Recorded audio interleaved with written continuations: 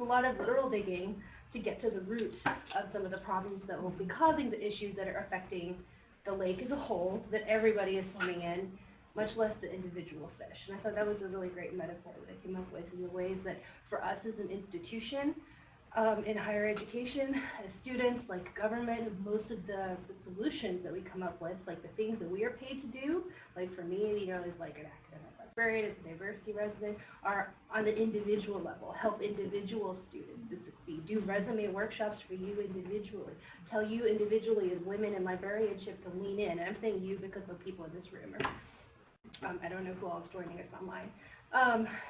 To lean in, but we don't address the structures that cause the inequality in the first place. So I didn't catch your name. My name's Morgan. Hi, Morgan. Yeah, I completely agree with you, and I think that Zoe Fisher article is a great place to start. Oh, that's great. I'll send a link in a minute. Yeah, I like it. I was going to say that composition pedagogy does pretty much the same thing.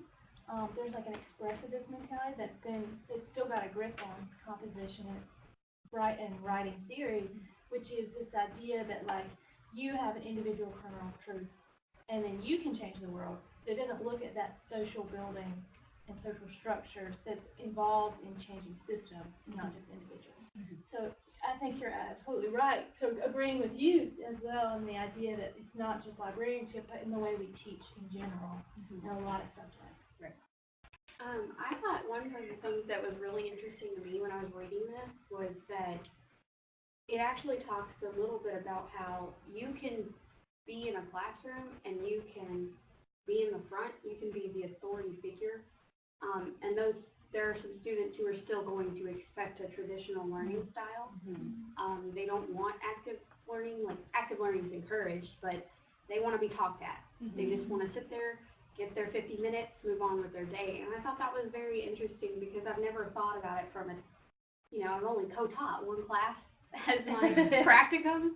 So I'm in a situation where, like, I'm not considering the professor or the teacher's role just yet. So I thought this was a great introduction for me because, honestly, guys, I don't have any knowledge. Like, I was like, what is critical feminist theory? I don't know. I don't know a lot about this stuff. So it was very interesting to me to see how, like, even once you understand those frameworks, you can't expect everybody else to just be like, yeah, because it's very, like, there's that, again, I guess, individuality of it that they expect you to go about, mentoring one person at a time. And what if you have a whole classroom and you're like, let's get into this, and they're like, excuse me, I just came here to learn about how to search a database, or something. So, and we train them to that, Yeah, really definitely. Elementary school.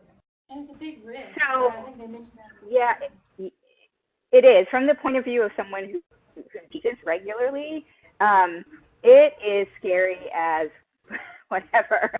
So I'm hearing you guys, talk about how a lot of times it's like pull you up from your bootstraps, individual and whatever. And it's true that not enough instructors or librarians think to embrace these kinds of frameworks. So it's not currently being like spread throughout either LIS or library instruction sessions. But as an instructor who does try to do this, besides the fact that you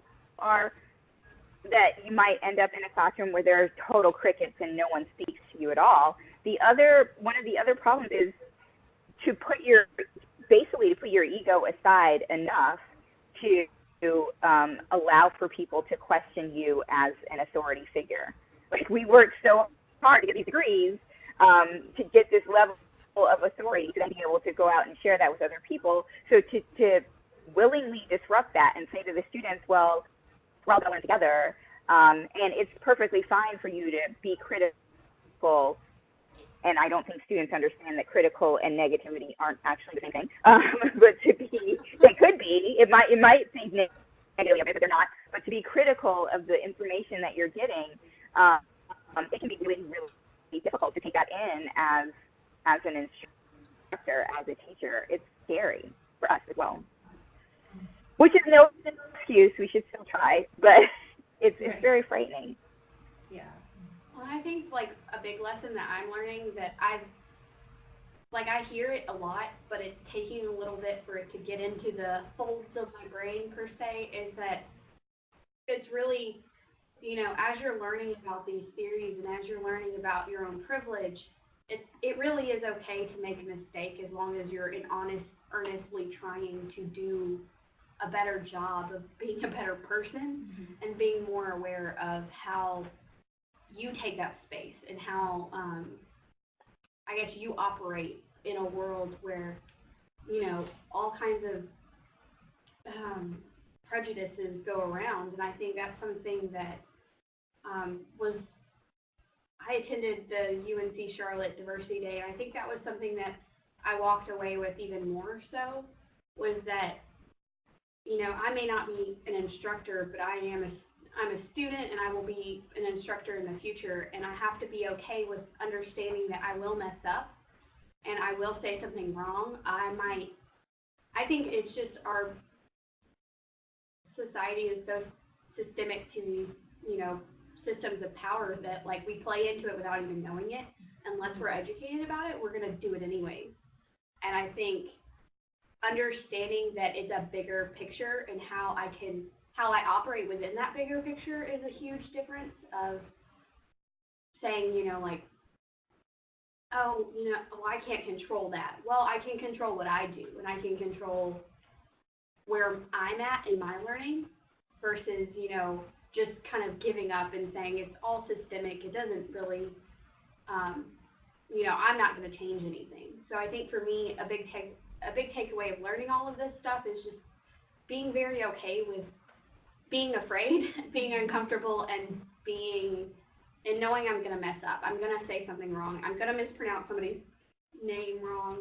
I'm just going to do stuff that's wrong. And I think a lot of what I had hoped with this club or this book club would be a space where we can be wrong and be okay. And, you know, just be like, here's what I did, and I want to go over that. I want to learn from it. Or yeah, and if it's a lot of, you know, preaching to the choir, that's fine too. Like, sometimes it's really nice to have that supportive space and to know, oh, God, I'm not alone. You know, there are other people who are concerned about these things and interested in these things. But also, again, yeah, it can be like, we would like for this to be a workshop type space where if you read something and you're like, I want to push back against that, but I don't know that it's safe to do so because then I'm going to be called a racist or a bigot or something. Like, let's let this space be that space where we workshop it, hash it out, and, like, really dissect those things. for sure, yeah. And that's what the critical feminist theory lets you do. You have a culture of care and accountability, but also safety, and this idea that you can express ideas and push back. Right. Being responsible for yourself, but also for other people. Yeah. Which is different than, like, a traditional classroom, which is you take care of yourself, and, you know, that's it. And it's so hard to do with, like, It is. all that culture and the way things are now, which, like, again, I will also defend the right of people who are really tired of hearing the same mistakes over and over again and don't have the patience and lash out and say, that was just dumb and I don't have the patience for you, blocked, canceled, right? Like, that's utter, like, that's emotional for you, that's right, like, you don't have the people, you can't demand of individuals that they educate you. But, you know, just like there are many parts of a body within any kind of activism space or social justice movement, you have to have different kinds of work and different kinds of care. Not everybody can be, you know, the cavalry. Somebody's got to be the line cook. You know, somebody's got to, like, take care of the administration and the side of things. So when you have those people who are willing to say, hey, I'll take this person aside and do my best to educate them, you know, it takes all kinds. And so, yeah, with college culture, it can be really difficult to learn in public, which is why I think these spaces, these communities of practice, that we've kind of lost track of are so important. So yeah, did anyone have any further comments on this article, or maybe on, if we want to move on to Equal Access blog post? Let me ask a question that I want to make sure, because it sounds like a lot of you did get what critical feminist theory even is, but are some of you still, like, I still don't really understand? I don't want to move on if anyone is like, I didn't really get it, you know, just in case there are people out there like, I don't want to admit that I don't understand any of this, which is fine. Admit it now. We can talk about it. Yeah, it's difficult. Okay, because I remember feeling like that in classrooms. Like, I don't know what this means, but not saying anything. Yeah. Would anyone like to give it a stab at, like, defining, like, what we think it means to you? No? Okay, that's fine. If everyone is clear, we can move on. I just wanted to make sure to say that just in case. Morgan, were you going to say something? So I was just gonna say, that I'm still thinking about, like, how to define that, without, like, literally reading it from the article that is imprinted in my brain. But for me, it really looks like something that's actionable, like we talked about, recognizing levels of intersectionality and agency and lack of agency because of systems of oppression, and being critical about what we accept as common sense and what we accept as traditional or typical or acceptable behavior, and then undermining the systems or subverting the systems that continue to reinforce these behaviors to look for something that can change for the future and for people that are sort of less fortunate is like a nice way of saying oppressed, right? Right. It's a colloquialism to make us feel good about, like, they're less fortunate. I just happen to be more fortunate, but it's a man-made construct. Agreed. That's a system that is used with. There's action and power behind it.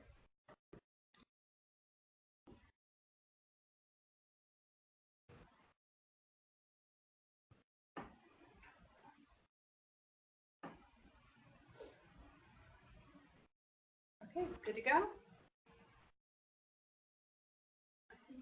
Okay. Seems like it. Thank you, Morgan. That was awesome.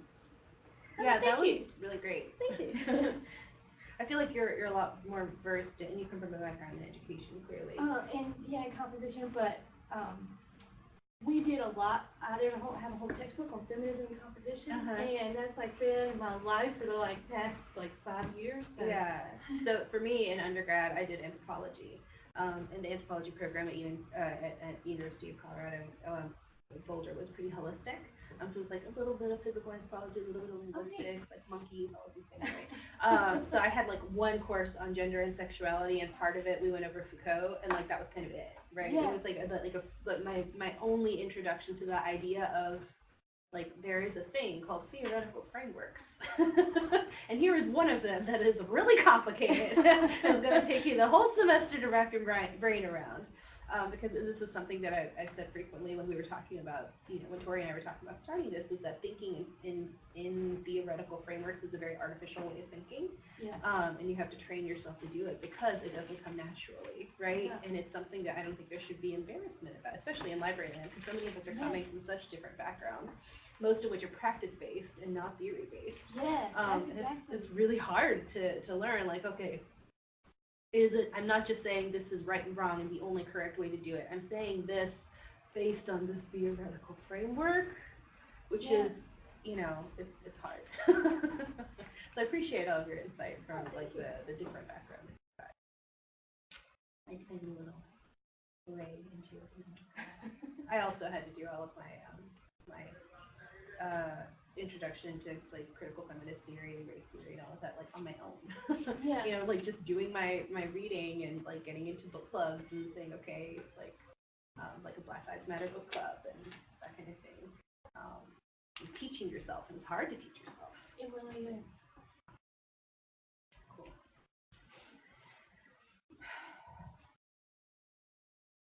Everybody online still doing okay? Can you still hear? Oh, this is Yay! Interaction! Guys, I'm excited. Sorry. Hi, Michelle. She says, I had to do a lot of additional reading to understand engaged pedagogy and critical theory. My previous work was as an engineer, and my understanding of feminism in that role was very different. This reading opened my eyes to look at it in a new way. Yeah, definitely for me too. Yeah, for sure. Thank you, Michelle. Well, a lot of, particularly, well, maybe not particularly, but this is what I know. A lot of women of color have been very critical of feminist theory because it didn't take into account different intersectionalities of oppression,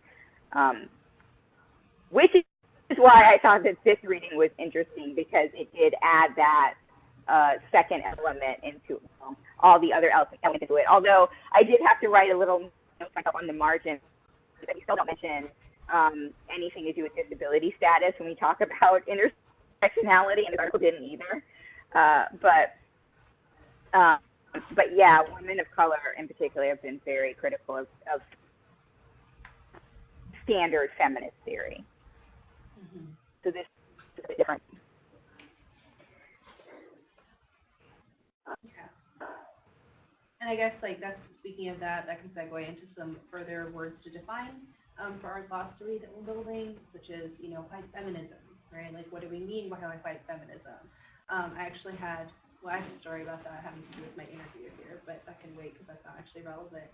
But the notion, you know, people hear white feminism and like, oh, that's such white feminist, like something that is happening. And they think, because they don't bother to use the Google machine and find out what it is that you're criticized, that being critical of a person for being white is feminist. And the knee-jerk reaction to that is, well, I can't help being white, so of course I'm a white feminist. And that's not what it means. What it means is a kind of feminism that centers and prioritizes the experiences of white women and the struggles of white women, who are not the only women that count, right?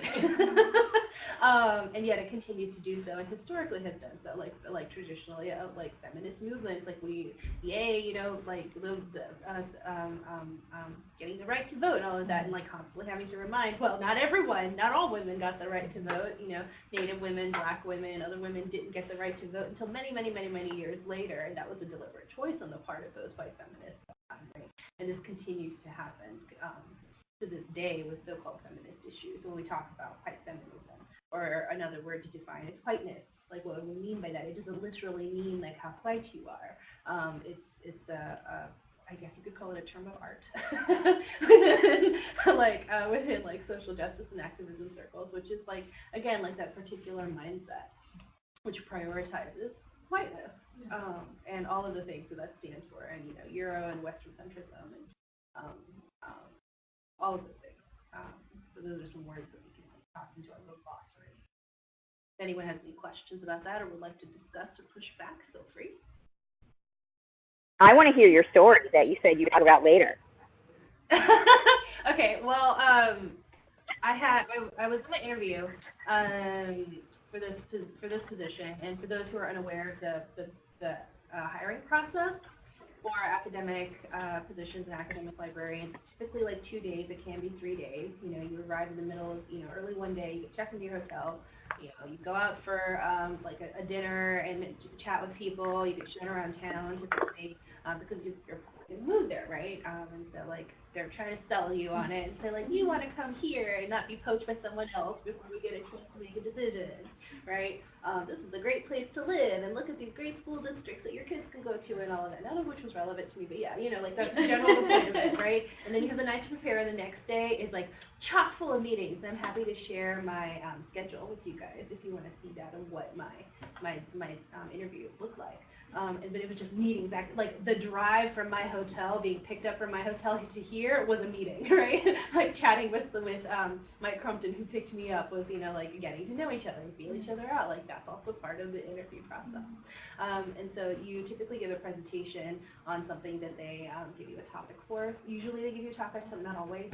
And it depends on the kind of position you're asking. Anyway, we can talk more about this later. The point is, I got to one of the committee meetings, and it was a diversity committee. And I look around, and I could see like 2 Black men. And as far as I can tell, everybody else seems to be white people. No one's self-identifying as like white Hispanic or Jewish or anything, like, or, you know, white and, you know, LGBT or something like that. They're like, they don't self-identify, which is a thing that I want to change, by the way, as a result of this. And they have a list of questions, and everybody kind of takes turns, you know, reading the questions, and they're pretty standard interview type questions, right? But one of the people who, like, the question that they asked was, what do you expect to be your biggest challenge in this role? And keep in mind, my role here is diversity resident librarian, right?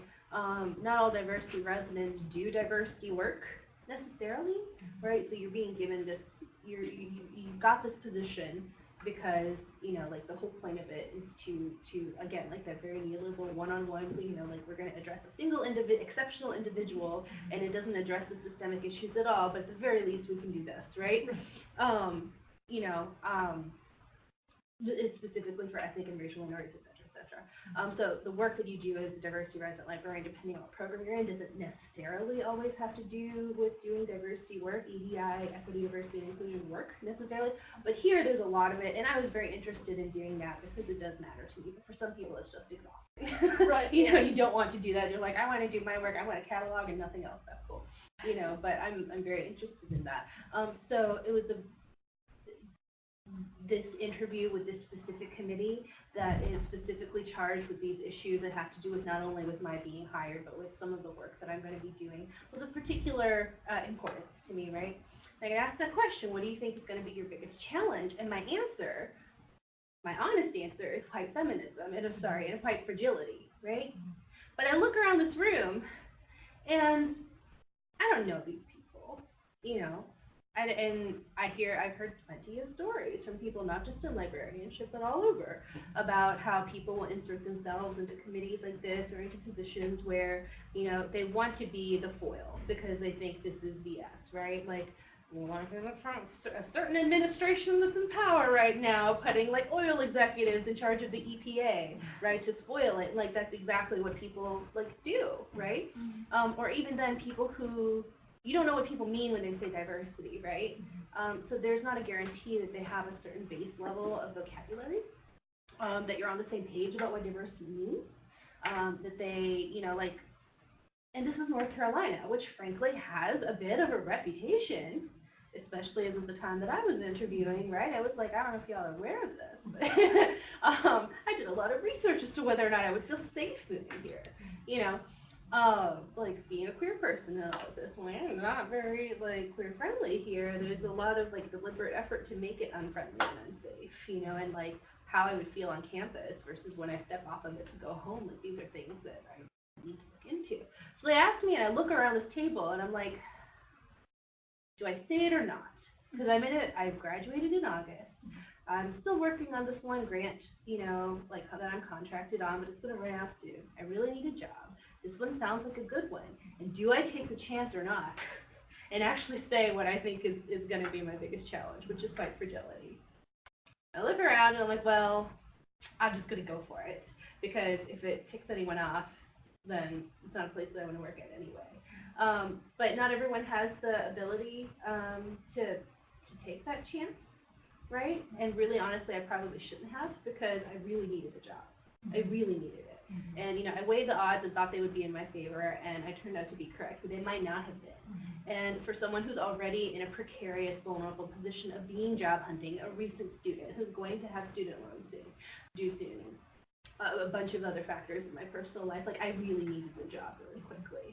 And looking around the room, you know, you don't know because they don't self-identify, and they're not required to, although I want to change that practice. So I said white fragility. I think white fragility is going to be the biggest problem, doing EDI work in a job that has diversity in my job title. And then I said, like, and there was a pause, you know, I said, do you know what white fragility means? No, nobody, or I don't know if some people knew and didn't say, but the person that asked the question didn't know. And I looked around the room and there were some nods, like they had no idea what it was. So in my job interview for this position, doing EDI work, I had to explain to the committee, this is what white fragility is. This is what white feminism means. This is what we mean when we say whiteness. And to be very careful, to be cautious of their feelings, and make sure to explain it in such a way that I let them know that I wasn't trying to step on anyone's toes or accuse anyone here just because of being white, that I have a problem with you or something like that, right? Which is a really interesting position to be in, again, as someone who's interviewing for this kind of position. Yeah, so that's my story with that. Like, even to that committee, I had to define these things for them in my interview. And I'm working on some projects related to that, actually, regarding assessing how, you know, search committees and what kind of onboarding process there is for places that do have things like diversity committees, and the answer is usually done. So I'm writing something up for ours right now. That's my very long, lengthy, because I don't know how to tell a short story about that, Dr. Velez. I think the idea of self-identifying those, that's like a great idea that I had never even thought of before. Right, because like it put like the person who is interviewing is already on the back foot and nervous, right? You know, so I think like you see people do things like put things in their Twitter bio, it's like self-identifying as whatever they're comfortable and able to be out as. I think saying I'm an intersectional feminist, one, that's not how the word intersectionality works. That's not how English works, so that's a pet peeve of mine. So we don't have to get into that right now.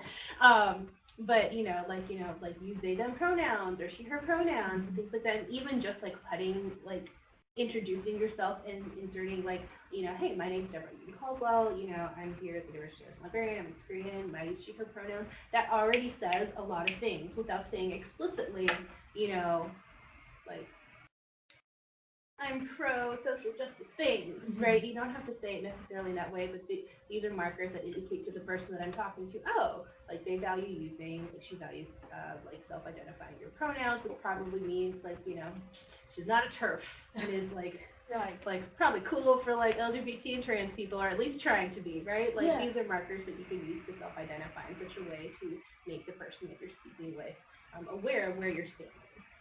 It took me time to figure out, why do people use pronouns? Why do they put this in the email? Right, yeah, to kind of normalize. And it really took me some time to figure out, like, what kind of a statement that is. Yeah. And I really appreciate pronouns, but it's, was a learning process. Right, yeah, and for those of us that are cis, like, do that. Right, yeah. It's like critical feminist interview. Yeah. Yeah. Yes. Sorry, I'm just laughing. Yes, Morgan. So that actually, I know Deborah can't tell a short story, but I also think that it's important. It was important because your interview is actually an example of what a counter story is, a counter narrative is. Those kinds of things, and I thought it'd be a really good segue to ask if any of you guys didn't get a chance to read what happened to April Haskell. I didn't. So Letitia, while you talk, I'll share our screen here so we can go to the blog post if that's okay with you. I'm sharing it in the chat. We have it up on the LISA resource website for you. So I'm just going to go ahead and do that so everybody can see what we're talking about. So should I go over it, or did everyone get a chance to read it? I don't want to bore people in there. We only have 19 minutes left. One person who didn't get a chance to read it, so if you could give an overview, that would be helpful. Yeah. So, okay, April Haskell is, she writes a blog called At the Intersection, and she writes a lot about the intersection of libraries, law, feminism, diversity, that kind of thing, and she's very outspoken about those things in her blog. And so at this most recent ALA Midwinter, she experienced racist, misogynistic trauma. That is how she termed it out herself. So she went to a council forum, which is an informal discussion session for ALA Council and for general ALA membership, and she is a counselor on that one. When she went there, a white male verbally attacked her during the council session and accused her of being a hypocrite, accused her of doxing people, accused her of making racial windows, called her unprofessional, called her uncivil, and then told her that she gave him nightmares. So this is happening at ALA Midwinter, a space that she thought she was going to be with her professional peers and should be safe. There were about 30 people, she says, in that room hearing him say this to her. Not really sure what it had to do with anything they were discussing for the council, but there were a lot of people there. Also were people that say they are committed to talking about diversity and inclusion and those sorts of things, the kinds of things that we're talking about in this group. And it's interesting because last week one of the things that you guys mentioned with how to step in when something happens and like bystander intervention training. At this meeting at ALA Midwinter, no one said anything to stop the incidents, to come to April Hathcock's defense, to defuse the situation. Nothing happened. There was like a brief pause, and then business continued. They just kind of changed the subject. And she actually was scared. She was fearful. She felt unsafe. She describes going to the room and curling up and crying and that kind of thing. And then going through the regular channels, because there are channels to talk about. Yeah, Michelle, it's really upsetting that no one said anything. But it's also very illustrative of what you guys were saying. It's not just confusing for students. It's confusing and scary for professionals, for people that supposedly are already doing this work. But so she, went through the regular channels to report what happened to her, and then less than 24 hours later, she got a phone call from someone at ALA requesting to meet with her. She didn't know how they got her information, because that's not supposed to be public knowledge, what room she was staying in and all that stuff. But still, they called her after coming in. She agreed, thinking, that someone was going to help her, or that maybe they saw her complaint, they were going to do something about it. But instead, it was a lawyer from the American Library Association, and Wanda Brown, the incoming president, who is a woman of color, a black woman. And she said, Wanda didn't really say much, but the lawyer basically tried to intimidate her into not telling anyone what happened, for her own safety, for her own protection. So April, being the woman she is, went and wrote a blog about it. It was like, no, I'm not doing that, because she also studied law. The lawyer tried to imply that she was trying to protect April legally, but she knew that she had the right to speak out about this, so she did. She wrote this blog, she spoke out about it, and found out that a lot of people at ALA Midwinter had done these grievances because they felt attacked and unsafe at that conference. And so eventually the ALA actually wrote a response to April, which she includes at the bottom of her blog. It's also on the ALA website. But I think it's telling that one of the first responses to what happened to her was not from the American Library Association. It was from Reforma. And if you don't know, Reforma is the association to promote library and information services to Latinos and Spanish speaking. So Reforma came out with this pretty strong statement talking about systematic racism that affects, the lives of people, and they urged the American Library Association to address the racism and discrimination in the profession at an institutional level and at professional development kinds of conferences. And eventually the American Library Association did. They did submit a statement which did name April Hathcock in the statement. I don't think it names the man that bullied her. And I think there were censures to the man that bullied her, but it wasn't as strongly worded. It was it offered an apology, but sort of a weak kind of apology. It does offer their sincerest apology, says it's unacceptable, doesn't align with core values, but unlike, like statements from Reforma that is like racism, institutionalized racism, ALA isn't quite like that, maybe because they don't feel comfortable in doing that, or because they feel like they're speaking for the entire profession. But that in itself is telling if they're scared to talk about systems and structures of oppression that are kind of inherent in the labor profession and came out during the conference. So a lot of people are talking about it.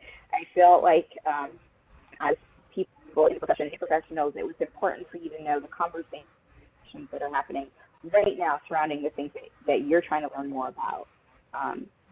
So, yeah. I think it's also interesting, like, the language that ALA uses. For example, if this is unacceptable and doesn't align with our core values, but hey, it's only an incident. Yeah, and yeah, definitely. And he only instigated something. He didn't actually do anything, right? Like, he started it, but he wasn't, it's not entirely his fault, right? So the instigate implies that, you know, something happened, but more happened further, and, you know, there's two sides to it. It takes two to tango, kind of a thing. For him. They say he didn't mean to do any harm, which is the right thing. Like, why do you apologize? Like, and we will do this, and it's like, but are you really going to? Well, you know, and the thing is, it took a long time for the statement to come out, and that was after April had stated in her blog post, these are the things I want to see. Yeah, right? She because, says that up here. Like, this is an update. Like, right there, she had her list of, you know, these are the things that would, you know, involve meaningful change, and among the things listed are, you know, an apology, acknowledgement, things like that. Yeah, and, like, in the meanwhile, like, you know, in addition to Reforma, like the Black Caucus, Apala, all of these other, like, little divisions within ALA and affiliated with ALA had put out a ton of statements, like, one after the other. Reforma really led on that and was quick to go ahead and publish, but it was like there was this, you know, like, domino effect of people stepping up and saying, like, this is absolutely unacceptable. I was on Twitter when this was happening, the Monday night incident, and I'm in one of the committees in Apala, and so, like, all of my Slack channels and Facebook and DMs, you know, it was a flurry of conversations and, like, composing things, and everybody coming to this Google Doc, we need to approve this and get it sent out. And the fact that it took ALA so long to respond, like, what's the date on that? It was many days. We can go back. Many days. Yeah, so the ALAs came out on the 31st, and April's blog, came out on the 30th. I think, was it the 30th? No, it was before then. It was before then. It was more days than that. It must have been, I want to say, what day? It doesn't say anymore. But I know it had to have been, because Reform came out on the 29th, I believe. So it had to have been before that. It was the Monday of midwinter. Yeah. So when was midwinter? So I want to talk a little bit about, like, personally. I just have something I wanted to talk about with this because I have a mentor that I was paired with through an ALA subsection. And this was brought up at our last conversation because we were supposed to do monthly phone calls. And this was, Joy. Joy says it's funny, but ALA's reaction. Oh, okay. Sorry, Joy. I'll read it after. Basically, my mentor, I'll just say that she's middle-aged, she's white, and she's female. And I don't know, I didn't say anything either. I didn't say anything, because how do you say something to somebody who's much more along in their career than you? Like, I didn't know what to do, and I was just kind of, because she sat there and she was talking about this incident, and she was like, I'm so tired of this, and I'm so tired of hearing all these things about, you know, people who, and she's like, basically she said that she read April Hathcock's blog post, didn't understand why she was so afraid if she was a lawyer, and then was like, this is going to make me turn from a liberal to a Republican. Oh my God. Okay. Oh my gosh. Oh my, I'm sorry. Oh, I'm so mad. Well, I didn't know, like, I don't know what to, this is somebody who's like,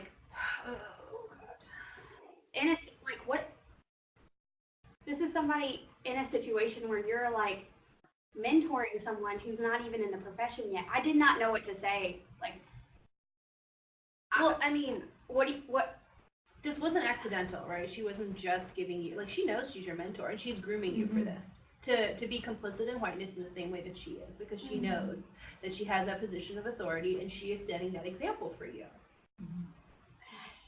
And it's hard because you don't hold any of the power, right? Like, she holds the power, and so it's hard to speak back to that. But, you know, she benefits from this system, that this guy, you know, expressed, and just because he's been removed doesn't remove that system. So she, like you said, she's complicit in it, and she wants you to be too.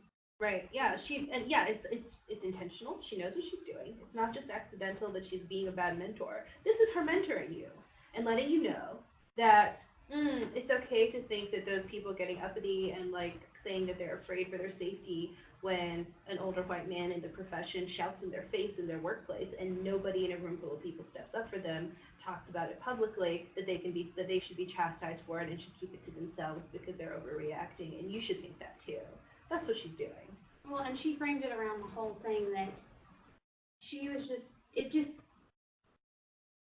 oh man. I don't know if you guys can see the face palming that Tori is doing right now. I don't know how to, there are so many emotions, like, I'm embarrassed, and it's like, I recognize that, you know, and like, with people not saying anything, like, I could have said something to her, you know, I could have said something, but well, like, these are different power dynamics at play, I think. Not to say that, you know, You were probably also surprised the way she said it, like you didn't know like what you would say. Frankly, y'all, you wanted to put it right. This is a different side of this conversation, but like, I got paired with her, and she's the most negative person. I am not a fan of people who are. You can be blunt to me all day long, but if you say it in a negative tone, 24/7, at the end of the day, I kind of just want to punch you in the throat. Like, sorry. there's God, like, go eat a rainbow or something and leave me alone. She is like that. She is so, I have a degree from this institution, and this is how I feel, and I'm not gonna, like, first conversation I ever had with her on the phone, it was about reference interviewing, and it was talking about how she's not going to waste her time telling graduate students how to do research when they should already be there. I'm sorry, not everybody comes from the same privileged background as you, where they got to learn how research works. Some people actually had to work their ass off. Oh, I don't hate her. She's just who she is, and she is very, why does she want to mentor people? This is a great question, Nayla. Again, like, this is intentional. This is what we talk about when we say structures, right? Is that people who are empowered to bring in the next generation, perpetuate these things in these ways to let you know this is what I consider to be acceptable. You should too. This is how you should react, and then it carries on in that way. And I think, yeah. Oh, sorry. I was just going to say, I think everybody's exactly right. She wants to mentor people because she wants the profession to continue as it has always continued. Because she doesn't like the way that it's going. I don't know if you guys saw, like, there was a little bit of a dust up on Twitter, on library Twitter the other day, because somebody, like, that frickin' LIS grievances account, somebody posted on there that, like, if I see, like, anyone who mentions CritLib or critical anything, I just throw the resume away, right, like, CV away. And it's like, first of all, this person will probably never actually sat on a search committee if you think you as an individual have any power to throw away a CV, first of all, so we know that you're full of BS. Secondly, like, you know, they're promoting, like, just to say it, like, put that in your bio, you coward, so that I know to never apply to work for the same, you know, for you. Because I don't want to work for you either. But these are intentional things. Like, these are the mechanisms by which these structures are built. I'm just so surprised when you see these structures actually coming out. And we talk about these structures, and then you see, like, she is a mentor. She wants, this is exactly what she wants to do. This is it.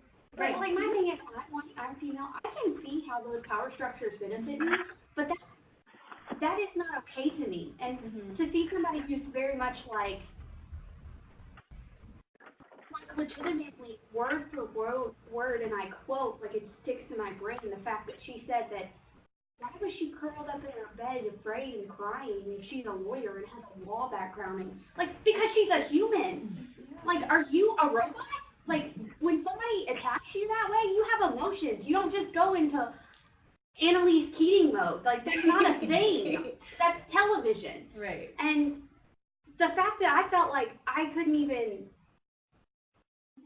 like, what do you mean, why was she scared? What do you mean, why, like, what do you mean? Right, Like, and this is what bystander intervention and that kind of thing, like when we talk, like, having these as a workshop where you can say things out loud, it is muscle memory, it is practice. Right. You know, like literally practicing in a meeting, you know, when you're in a shower and replaying like conversation, it's like, oh, I should have said that 10 years ago. That was a great comeback. And that's to that one like kid in high school, right? You know, like, that's what these moments are for, you know, so that you can practice Like saying these words.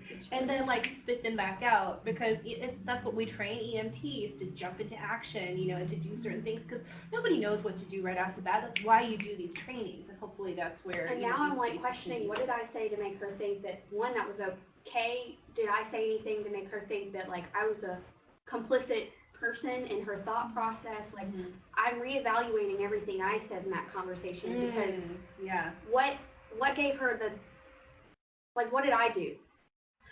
And It's not your I'm fault. not asking y'all, Yeah. I'm asking myself, I mean, you know, like, You could just be wise. just being white and the presumption Yeah. that, you know, you're on the same side until proven otherwise. And also, speaking of, like, you know, April's reaction specifically, I just want to jump in, like, this is another, like, white violence against black people, white male violence against black women. When we talk about the intersection of anti-black racism and misogyny, it's such a specific thing, there's a word for it. It's called misogynoir, right? And it's the very specific kind of misogyny and racism that black women experience that is different from the racism that black men experience, that is different from the misogyny that white women or lighter skinned women experience, right? It's very specific to black women.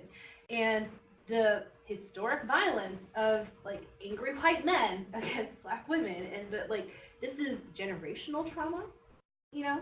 This is, like, that might seem like an extreme reaction for a white woman who is, like, well established in her career and has some conditional power as a result, and would not be intimidated by what she considers to be her peer. But the reaction that April had is on so many levels, like, completely understandable if you understand, like, the actual dynamics that are at play, and as you said, Tori, like, are a human being with, like, a modicum of empathy. But there are specific issues at play in this specific instance, which again, like, there's, like, makes it a racist incident. like, you can't just look at somebody and say, like, I would never want somebody to look at me and just write me off as, like, oh, I'm just reacting that way because I'm privileged, or I'm a millennial, or, like, not in a situation of race or anything, but, like, a situation of just, maybe I'm immature. Like, everybody has their own backstory, their own, like, I don't know what microaggressions April Hascock has come across. I don't know what macroaggressions she's come across. I don't know her history of what her family's been through. I don't know anything of, you know, like, she has stories that I imagine she has stories that she thinks about, you know. I don't want to assume anything about her. I don't want to think that, you know, just because she's a lawyer, she could have just gone and had that fixed, you know? Like, that's not okay to me, and I don't know. That really affected the way I thought about my mentor, obviously, so I don't really know, but Joy Whitfield, how you doing? So she says, it's funny, but ALA's reaction to this reminded me a lot of the way my own university administration handled an incident with a student last semester. It took them forever to respond. They responded with a really weak statement when they did, and then the students actually protested, went to the news, and the students were told their responses were embarrassing to the administration. And nothing has happened really to solve the initial problem. Michelle says, I understand protecting yourself, but we don't need to implant ourselves into this established white power structures to disrupt this process. Joy says, yes, I feel as though we all need that kind of training. I know I do, because it's all too easy to freeze up in that kind of situation. And then Letitia said, institutions are entrenched in the current hegemonic structures and are slow to change. It is not necessarily in their best interest to change. So I'm not surprised by the reaction of your university. Saddened, but not surprised. And then Joy said, it's amazing how entrenched it is. I actually work for an HBCU where the vast majority of the staff and students are people of color. Yeah. There's another. Letitia. I brought up bystander intervention training with committees on campus recently because even your professors are unsure what to do in these situations. The issue is actually providing good and useful training. Yeah, agree.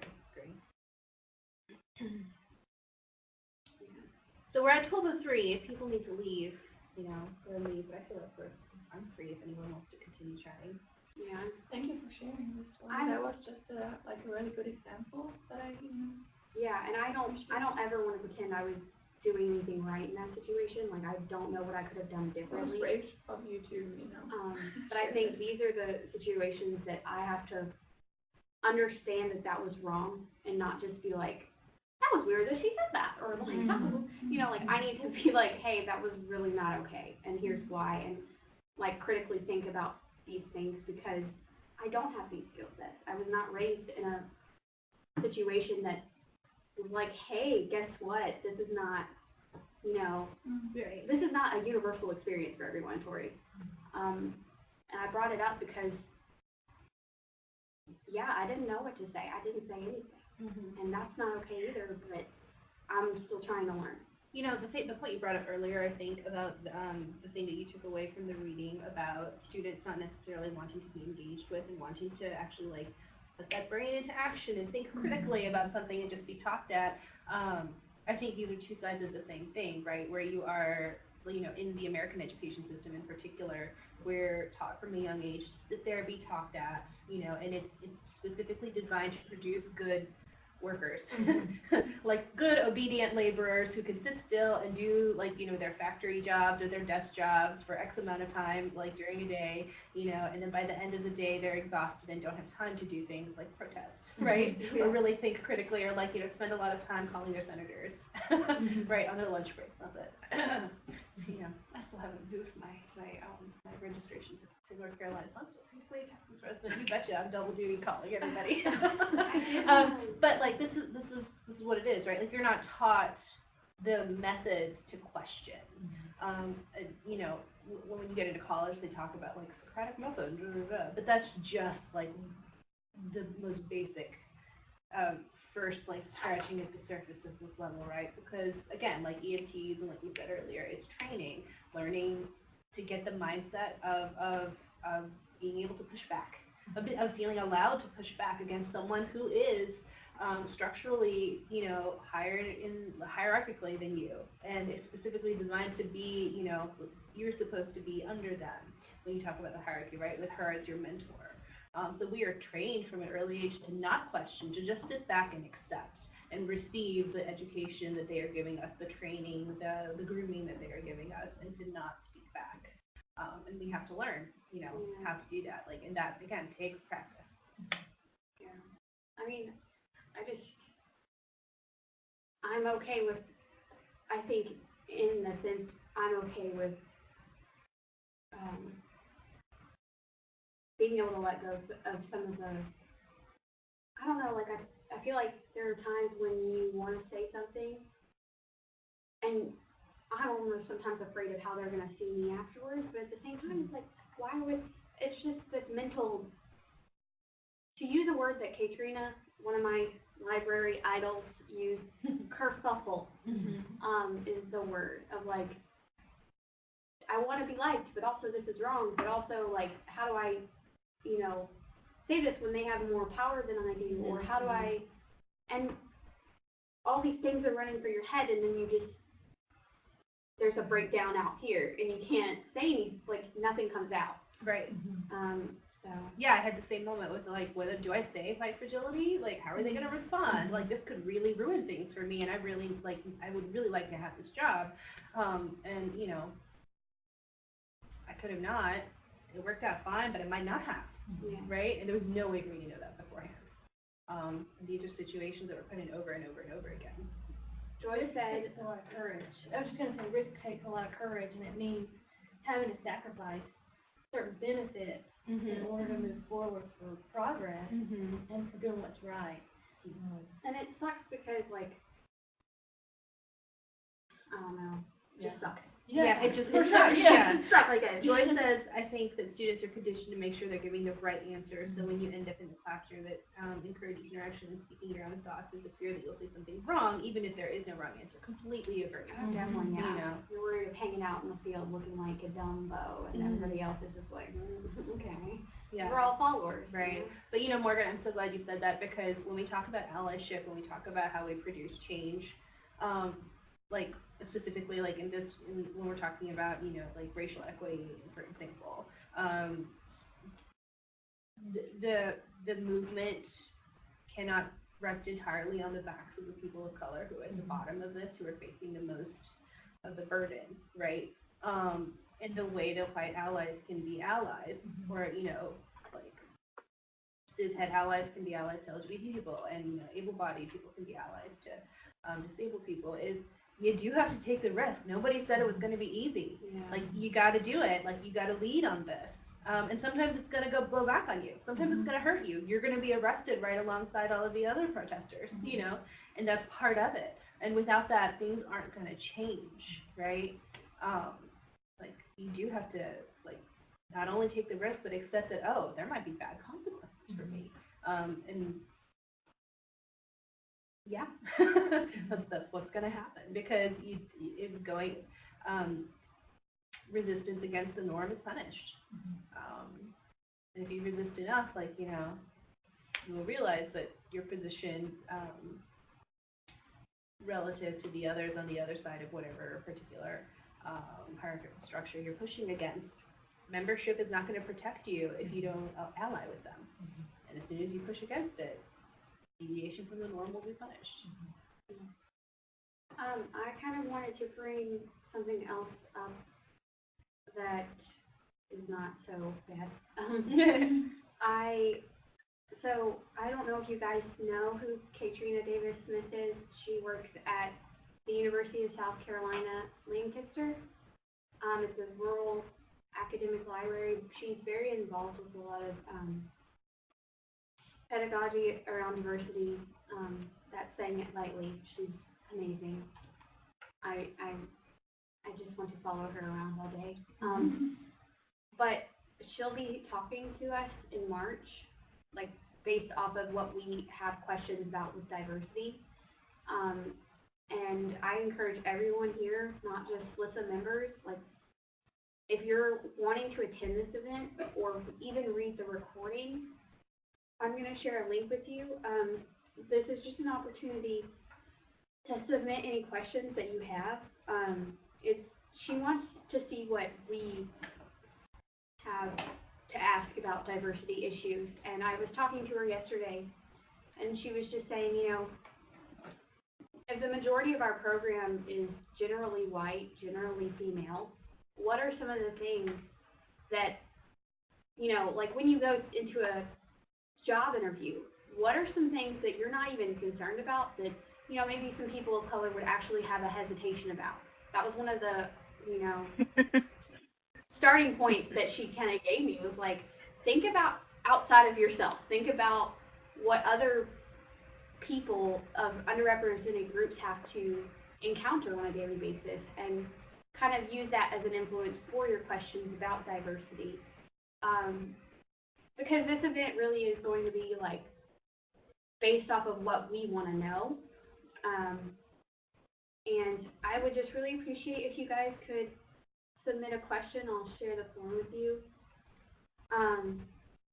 Because she's such a well of knowledge, and I find her style very refreshing. She is very much, oh man, she's just so, tell it like it is, but in a way that, if you think that she, I don't know how to say it, like, what's the way? If you feel like you've kind of just been like, oh my gosh, like, you didn't get it, I guess, like, she's just like, this is what it is, it's fine, but that's how it is, and you need to understand it, kind of. She's very much like I love her. A little Twitter baited here. Yeah, pretty much. Guys, I'm kind of in love with her. It's fine. So yeah, that's my very long drawn out spiel about how we would like your questions about diversity. It's been posted, but if you guys could really interact with that, I would really appreciate it. It also gives us the chance to provide more resources to you that you're actually interested in.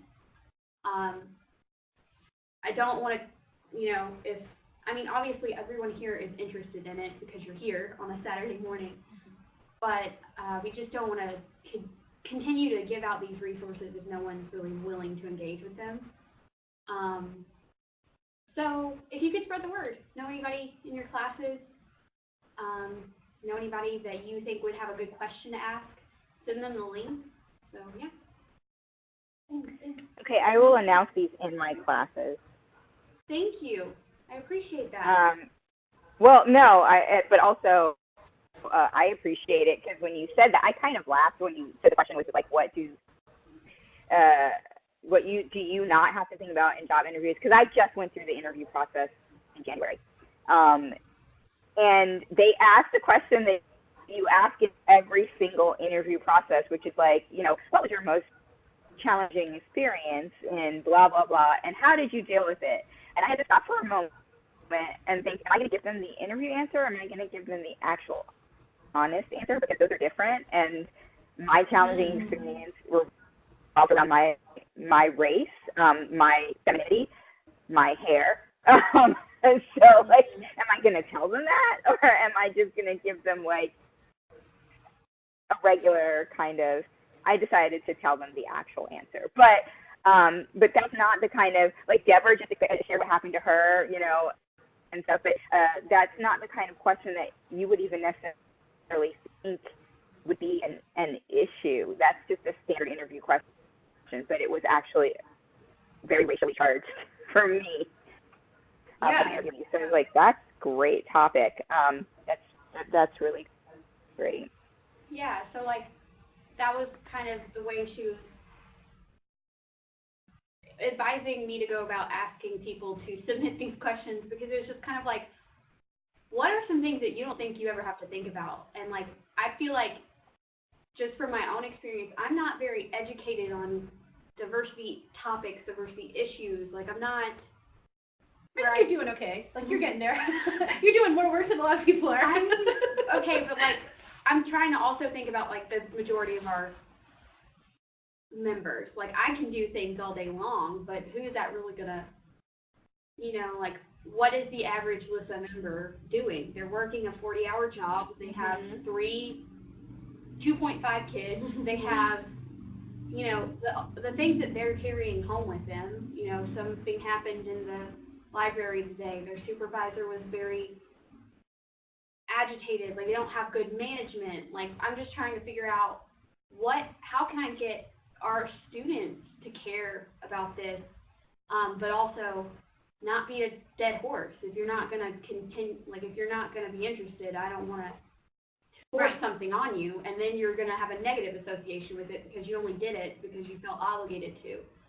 So I'm trying to get students interested, and I'm trying to have our membership interested, but I'm not going to continue to do it if the choir isn't there to preach to, or, right.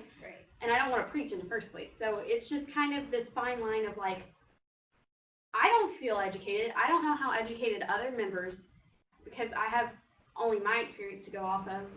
Nayla has a completely different experience. We're all students, but my training is different from someone else's training who's been a paraprofessional for 40 years and is coming back to get their MLIS. There's so many things to think about. We're just guys, ask a question, please. If they're in a public library, they're doing a lot of that social justice work naturally from their job. It's just a matter of them being cognizant of it and choosing to do something with it, rather than I'm in a social justice role. Does that make sense? Yeah. So maybe figuring out a way to get people to see what they're already doing, and instead of adding something on top of it, just disrupting what they're already a part of. Okay. That makes sense. Yeah, Yeah. yeah. You know, I thought it was really fun, because I was there for part of that conversation you had with Katrina about, you know, asking, like, what do other people have to think about that maybe you don't have to think about? And I think it's so interesting, because the thing about privilege is that so much of that is invisible to you, right? You know, like, I am able-bodied and cisgender, and I have been made aware by my friends with disabilities, my autistic friends and my trans friends, about some of the things they have to think about that I don't have to think about. But because I don't have to think about that, I don't know. You know, like, it doesn't occur to me until they tell me, and I'm like, oh, like, I never would have thought of that. Like, it never occurred to me that this is something that would be, like, a potentially fraught situation for you, because I just assumed, you know, this, or, like, it just literally, like, that scenario never popped into my head. I have never experienced that, and, like, unless someone told me about it, I wouldn't have known that these things happen, right? And so I'm interested to see what people come up with. Because, like, a lot of this work is, and I think as REI puts it very well, the Racial Equity Institute, is making visible the invisible. Yeah, and I tried to talk to her about how my perception is we don't even know. No problem. Yeah. So Letitia asked in the chat, like, what would the deadline be for that? I just said, you know, Katrina seems very fluid on, you know, what she would talk about. So I think the 15th is a good cutoff date. That gives her at least 3 days to kind of work in any extra questions, because I did share with her the questions that we already have. They're completely anonymous. I have no idea who submitted them. But even just looking over some of the questions, she was pointing out, well, this is more of an ethical question than a diversity issue question. And I think that just goes to show, like, how educated are we on even what ethics versus diversity is? Like, how educated are we on what diversity means versus what inclusion means? They're two different things. And I just think there's so many opportunities for education on what these gaps are. And that's what I'm trying to have happen with this. I just don't know how it's going to end up looking. I mean, librarians, right? We talk about information-seeking behavior. If we're interested and want to know and educate ourselves, presumably we know how to go about finding it, even if we need help, like, parsing it and figuring out what things mean. But, like, there's plenty of people talking about this. There's lots of YouTube videos and resources. Yeah. And, you know, like, I understand your anxiety about, like, pushing this onto people who maybe don't want to hear it, and in that way causing a reactionary response from them to the negative. But you can't be worried about those people. You got to do what you got to do. Do the work that you're able to do for the people that will be receptive to it. Well, we'll see. March 20th, guys. And is it like held in here, or is it? Yeah, it'll be held in here. Okay. It will be a funky time. I apologize in Like advance. 2 to 3, I think. Let me double check on that before I say some things I didn't mean.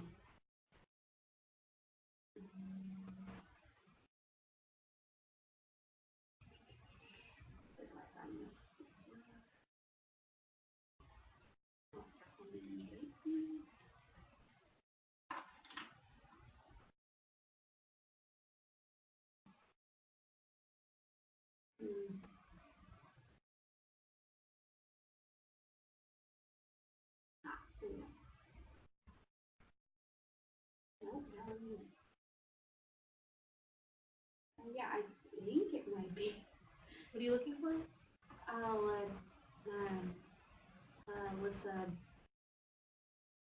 It's on the site. What am I doing? Like, It's it's on your Twitter account. yeah. It's March 20th, 2019 from 2 to 3. Okay, there we go. I can't find anything in my email. It's fun. It's literally on the question site that you just sent us. You are more prepared than you think. Yes. So, yeah, that's when it's going to be. Hope you guys can make it. Because we'll be doing WebEx, all the good stuff, and we'll record it and everything. Yeah, if you can even take your lunch break later and sit back, she is a wonderful person. So. Okay. Any final comments, questions, rhetorical remarks?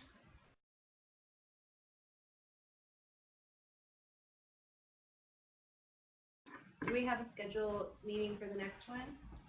So I'm thinking we're doing really well with this beginning of the month thing. I was going to just suggest April 6th. That's the first Saturday in April. Think that works for everyone? That's good. That sounds good. Yeah, we can't do. That's a good week because the next week is ACRL and I won't be here. Yeah, I won't either. So April 6th is good.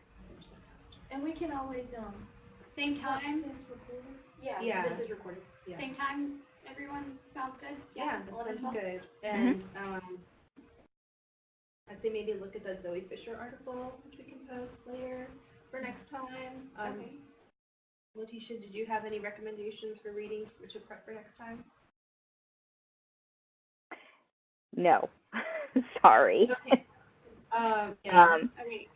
But if I find something, I will email it to Melissa and Tori. Okay, yeah. And that's the link to the specific CritLib Book Club page again. As soon as we get done here, I'll post kind of what we talked about today, and along with the Zoe Fisher link. So this is a place for you to remind yourself of what we talked about, review. Like if you get to April 6th and you're like, oh crap, what did we even need to do? You can go to that link and it'll have it all set up for you. Yeah, and I kind of like that it's a little open-ended this time because we can maybe like watch Katrina and David Kendrick talk and maybe see if something arises from that. That would be topical. Okay. Yeah, I think that would be good. In the Zoe Fisher article was who benefits in higher education? Yeah, it was the student success one. Yeah, I just closed it. Who succeeds in higher education? Questioning the connection. Sorry, I always remember the second half. It's questioning the connection between academic libraries and student success. Can you email that? I can. Yeah, and this is based on a talk she gives. So the slides, I think, are available. Yeah, and she has a pretty robust reference list that I would recommend going through as well. Thank you. I think it's interesting that we sort of naturally transitioned into, talking about the framework. The whole goal of this, again, for Tori was wanting to put stuff with practical application, so I think that's that was a really good section that I didn't think about. So maybe that's something we could hone in on is like practical situations. And we have what focuses do we have here? Like how many of us are gonna like are academic versus public or school? I'm academic. You're academic and public. Joy is aren't you in the law library, Joy? Michelle, I'm not sure. And Erica, you guys would need to sound off.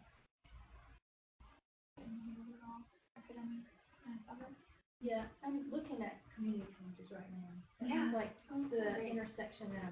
Yeah, it's like how public library and academic library had a baby. Yeah. Yeah. And that's my first time my teaching experience. Okay, and Michelle's I decided. love this. I'm sorry. Oh, no, you're so sorry. Michelle said academic or public, and then Erica said public, but working in an academic. Joy says she doesn't want to stay in the law, so she's doing academic focus. I'm sorry, I'm reading that with a tone. She couldn't have. She didn't want to stay. I don't want to stay in law library. Is everyone familiar with the ACRL framework? I can pull it up as a link. We don't necessarily have to read it now, but we were talking about it, and I didn't stop. No one stopped to ask if everyone knew what we were talking about. Right. So I want to make sure to ask that. So framework, core values, other relevant things for people more involved with public that you find to be corollaries. Yeah, no, that's totally understandable, Joy. Like, I do, like, this, one of my projects that I work on is the preservation of electronic government information project. So it's mostly it's all gov docs and law librarians for the most part, and yeah, it's a lot. So let's, framework, a corollary, things for measurement and assessment, for public librarians, Zoe's piece, and we'll go from there. Is that okay? Mm-hmm. Okay. And I'll have have that up on that website for you guys in case you forget anything. Cool. Sounds good. Thank you, Letitia, for letting us use your room. And when you get that recording, can you email it to me? Yeah. Yep. Thank you. Appreciate it. Thank you, Michelle. I really appreciate you guys getting here today. Means a lot. And in the spirit of critical feminist theory, you can call me Letitia. It's okay. Okay. I've got another story about that, but I'm not going to tell it right now. But I might tell it to you, Letitia. You can't keep doing that. You can't keep saying I have a story, but I'm not going to tell it. And then everyone wants to hear I've already kept people too long, so. Okay, obviously, we need to do lunch so that I can tell you. All right. Bye, everyone. Okay. Bye.